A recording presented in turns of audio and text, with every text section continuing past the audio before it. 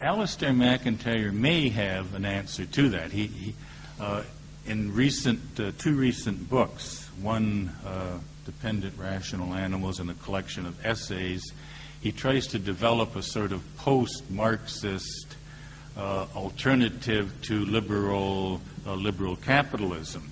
I'll begin with his three essays on Marxism.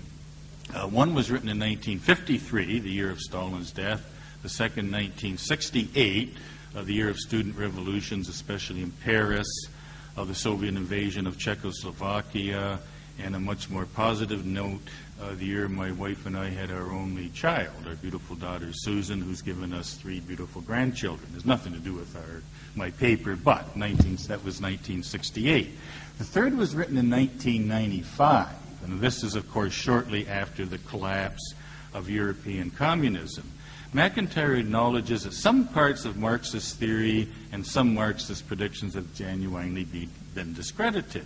He attempts to detach Soviet totalitarianism from Marxism because many Western apologists accept at its face value the Soviet Union's claim that its social, political, and economic practice embodied Marxist theory in order to reject their own root and branch rejection of Marxism.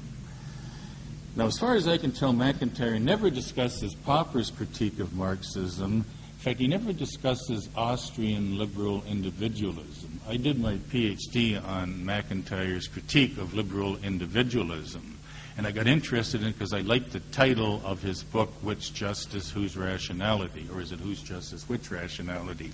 Because I had an Austrian answer, a Popperian theory of rationality and a Hayekian theory of justice, modified with my own insights, not a defense of exactly Popper's theory or Hayek's theory.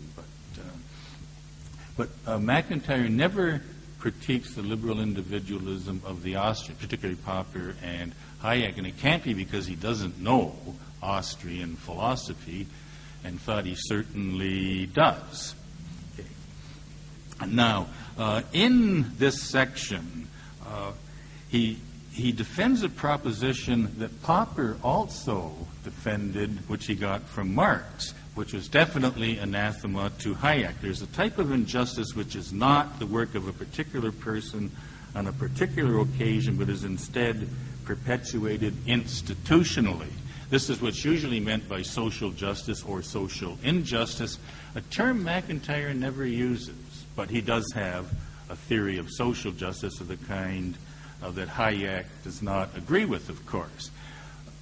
McIntyre follows this with a comment that Hayek would agree with totally.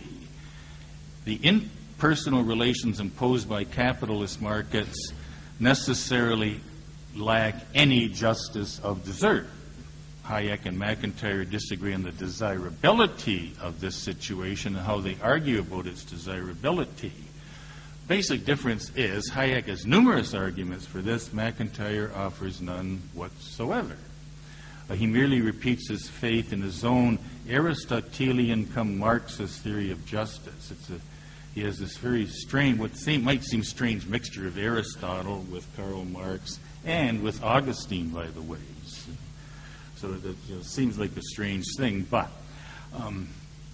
now he then goes on, and I'm going to shorten this because he does make quite a number of concessions to the virtues of capitalism, just like Karl Marx did. If you read the Communist Manifesto, Marx has glowing praise for what capitalism has achieved and a lot of criticisms of utopian socialism. So, yes, it's better that capitalism should provide a rising standard of living for large numbers of people than it should not. But he criticizes this on grounds that it lacks justice. When apologists for capitalism point out it's been able to generate greater material prosperity at a higher level for more people than any other economic system in history, what they say is irrelevant to the charges of injustice. He then goes into why political liberalism is to be rejected. And what he does, of course, he uses liberalism in a very ambiguous way. He uses it primarily in the North American sense, which includes Rawls and Nozick and a whole bunch of people like this. but also in the more pure free market sense of liberalism as well. Now, here he also admits his previous books were weak on his alternative. He admits that was a mistake. Now he's going to come up with an alternative in which he calls not for an increase in the state. He echoes for decentralization. So it's very much, I think, a sort of John Lennon vision, but not anarchist.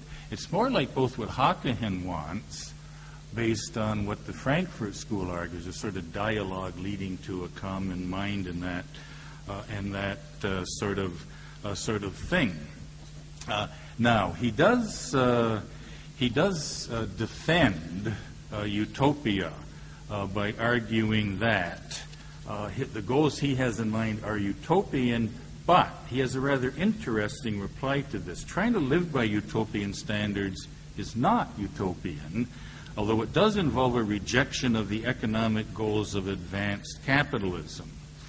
Now, what he says is that a theory of justice he favors would mean drastic decreases in the standard of living that capitalist prosperity produces.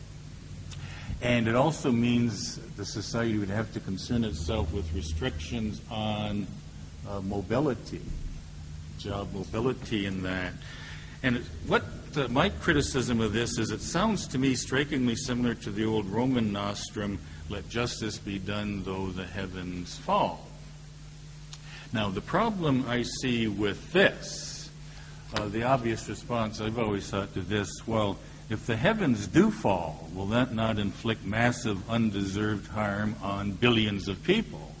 Which he would have to agree is an injustice. So, in some ways, his view is very much like deep ecology. If you know anything about deep ecology, they say the world population should go down under less than 1 billion.